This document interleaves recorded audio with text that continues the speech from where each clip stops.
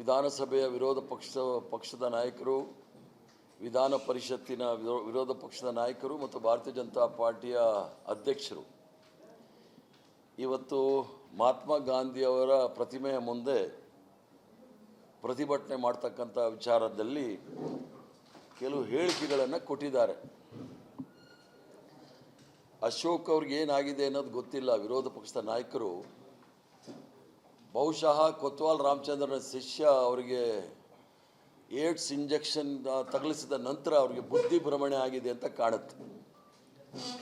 ಆ ಬುದ್ಧಿ ಭ್ರಮಣೆ ಆಗಿ ಅವರ ಭಾಷೆ ಪ್ರಯೋಗ ರಾಹುಲ್ ಗಾಂಧಿಯವರ ಬಗ್ಗೆ ಏಕವಚನದಲ್ಲೆಲ್ಲ ಮಾತಾಡಿ ಅವರ ಅಜ್ಜಿ ಅವರ ಅಮ್ಮ ಅಂತೆಲ್ಲ ಮಾತಾಡಿದ್ದಾರೆ. ಕೆಲವು ನಾಯಕರು ಜಾಲಹಳ್ಳಿಯಲ್ಲಿ ಇರ್ತಕ್ಕಂಥ HMTಯ ಕಾರ್ಖಾನೆಯ ಒಂದು ಚಿತ್ರಮಂದಿರ ಇತ್ತು. ಕೆಲವು ಭಾರತೀಯ ಜನತಾ ಪಾರ್ಟಿ RSS ನಾಯಕರು ಅಲ್ಲಿ ಪಿಕ್ಚರ್ ಥಿಯೇಟ್ರ್ನ ಟಿಕೆಟ್ನ ಬ್ಲ್ಯಾಕ್ ಮಾಡ್ತಾ ಇದ್ದವರೆಲ್ಲ ನಾಯಕರಾಗಿಬಿಟ್ಟಿದ್ದಾರೆ. ಅವರ ಭಾಷೆಯನ್ನೇ ಇವರು ಸಹ ಪ್ರಯೋಗ ಮಾಡ್ತಾ ಇದ್ದಾರೆ. ಇವರು ಮಾತಾಡೋ ಸಂದರ್ಭದಲ್ಲಿ ರಾಹುಲ್ ಗಾಂಧಿ ಅವರಿಗೆ ಏಕವಚನ, ಅವರಿಗೆ ದೇಶದ್ರೋಹಿಗಳು, ಇಂದಿರಾ ಗಾಂಧಿ, ಸೋನಿಯಾ ಗಾಂಧಿ, ಡಾಕ್ಟರ್ ಮನಮೋಹನ್ ಸಿಂಗ್ ಇವ್ರ ಬಗ್ಗೆ ಎಲ್ಲ ಮಾತಾಡಿರ್ತಕ್ಕಂಥ ಅಣಿಮುತ್ತುಗಳು ನೋಡಿದಾಗ ಇವ್ರಿಗೆ ಬುದ್ಧಿ ಭ್ರಮಣೆ ಆಗಿರೋದ್ರಲ್ಲೂ ಯಾವುದೇ ಸಂದೇಹ ಇಲ್ಲ. ಇವರ ಪ್ರಕಾರ ವಿಧಾನ ಪರಿಷತ್ತಿನ ವಿರೋಧ ಪಕ್ಷದ ನಾಯಕರು ಹೇಳ್ತಾರೆ, ನಾವೆಲ್ಲ ತುಕಡೆ ಗ್ಯಾಂಗ್ ಅವರು ಅಂತ ಹೇಳಿ.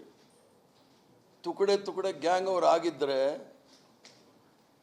ತಡೀಪಾರ್ ಅಮಿತ್ ಶಾ ಅವರು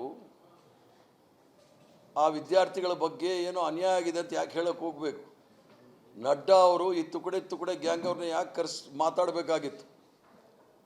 ಅದ್ರ ಜೊತೆಗೆ ಏನೋ ಭಾಳ ವಿಚಾರಗಳು ದೆಹಲಿಯ ವಿಚಾರದಲ್ಲಿ ಭಾಳ ಗೊತ್ತಿರೋ ರೀತಿ ಮಾತಾಡ್ತಾ ಇದ್ದಾರೆ. ಪ್ರಧಾನಮಂತ್ರಿಯ ಮನೆ ಸುತ್ತಮುತ್ತ ಅದು ಭಾಳ ಸೆನ್ಸಿಟಿವ್ ಸೆಕ್ಯೂರಿಟಿ ಏಜೆನ್ಸಿ ಅಂತ ಹೇಳಿ ಅದು ಹೇಳಲಿಕ್ಕೆ ಇಚ್ಛೆ ಬೀಳೋದಿಲ್ಲ. ಸಾಯಂಕಾಲದ ಹೊತ್ತು ಅದು CCTV ಆಫ್ ಮಾಡಿ ಆ ಮನೆಗೆ ಯಾರು ಹೋಗ್ತಾರೆ ಯಾರು ಬರ್ತಾರೆ ಅನ್ನೋ ವಿಚಾರ ನಾನು ಮಾತಾಡೋದಿಲ್ಲ. ನಾನು ಸಹ ದೆಹಲಿಯಲ್ಲಿ 25 ವರ್ಷ ಇದ್ದಿದ್ದು. ಅಷ್ಟೊಂದು ಸೆನ್ಸಿಟಿವ್ ಪ್ರಧಾನಮಂತ್ರಿಗಳ ಮನೆ ಸೆನ್ಸಿಟಿವ್ ಅಂದಿದ್ದರೆ ಸುಮಾರು 50 ವರ್ಷದ ಹಿಂದೆ 1975ನೇ ಇಸ್ವಿನಲ್ಲಿ ಭಾರತೀಯ ಜನತಾ ಪಾರ್ಟಿಯ ಅಗ್ರ ನಾಯಕ ಅಟಲ್ ಬಿಹಾರಿ ವಾಜಪೇಯಿರವರು ಇಂದಿರಾ ಗಾಂಧಿ ಅವರ ಮನೆ ಗೆರಾವ್ ಮಾಡಿ ಅವರು ಹೊರಗಡೆ ಬರ್ದಂಗೆ ಮಾಡಬೇಕು ಅಂತ ಹೇಳಿದಾಗಲೂ ಇಂದಿರಾ ಗಾಂಧಿಯವರು ಏನು ಮಾತಾಡಲಿಲ್ಲ. ತದನಂತರ ತುರ್ತು ಪರಿಸ್ಥಿತಿ ತಂದಿರ್ತಕ್ಕಂಥದ್ದು ಜ್ಞಾಪಿಸೋಕ್ಕೆ ಇಚ್ಛೆ ಬೀಳ್ತೇನೆ. ನಾವು ಯಾರೂ ಸಹ ಅಂತ ಕೆಲಸ ಮಾಡಲಿಕ್ಕೆ ಹೋಗಿಲ್ಲ. ಮಾನ್ಯ ವಿರೋಧ ಪಕ್ಷದ ನಾಯಕರಾದ ಅಶೋಕ್ರವರು ಹೇಳೋ ಸಂದರ್ಭದಲ್ಲಿ ಕಾಂಗ್ರೆಸ್ ಪಕ್ಷದಲ್ಲಿ ತಲವಾರು, ಕತ್ತಿ, ಬಾಂಬು ಏನೇನೋ ಹೇಳಿಬಿಟ್ಟಿದ್ದಾರೆ. ಇವೆಲ್ಲ ಉದಾಹರಣೆಗಳು ನಾನು ಕೊಡೋಕ್ಕೆ ಇಚ್ಛೆ ಬೀಳ್ತೇನೆ. RSS ಅವರು ಭಾರತೀಯ ಜನತಾ ಪಾರ್ಟಿಯವರ ಕಚೇರಿಗಳಲ್ಲಿ ಏನೇನಿತ್ತು ಅಂತ ಹೇಳಿ ಕಣ್ಣೂರು BJP ಕಚೇರಿಯಲ್ಲಿ ಬಾಂಬು ಮತ್ತು ಸುಮಾರು 100 ಮಾರಕಾಸ್ತ್ರಗಳು ದಿನಾಂಕ 11/13/2016ನೇ ಇಸ್ವಿನಲ್ಲಿ ಘಟನೆ ನಡೆದಂಥದ್ದು ಚಕ್ರಕಲ್, ಕಣ್ಣೂರು ಜಿಲ್ಲೆ.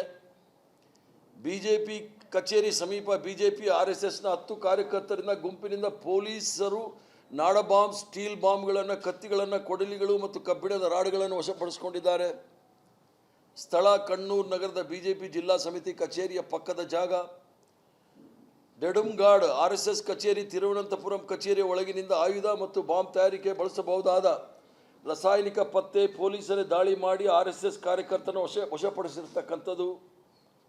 ಈ ಥರ ನೂರಾರು ಪ್ರಕರಣಗಳು ಭಾರತೀಯ ಜನತಾ ಪಾರ್ಟಿ ಅವರ RSS ಅಲ್ಲಿ ಇರ್ತಕ್ಕಂಥ ನಾವು ನೋಡ್ಬೋದು.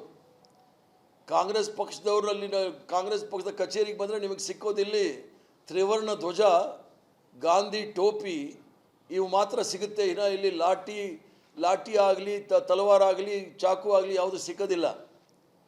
ದೇಶದ ಜನಗಳಿಗೆ ಭಯ ಬೀಳಿಸ್ಲಿಕ್ಕೋಸ್ಕರ ಲಾಠಿ ಸಾರ್ವಜನಿಕವಾಗಿ ತಿರುಗಿಸೋದು ಯಾರು ಅಂತ ನಾನು ಈಗಾಗಲೇ ಹೇಳಿದ್ದೀನಿ. ತಲವಾರುಗಳನ್ನ ತಿರುಗಿಸೋದು ಯಾರು ಅಂತ ನಾನು ಈಗಾಗಲೇ ಹೇಳಿದ್ದೀನಿ.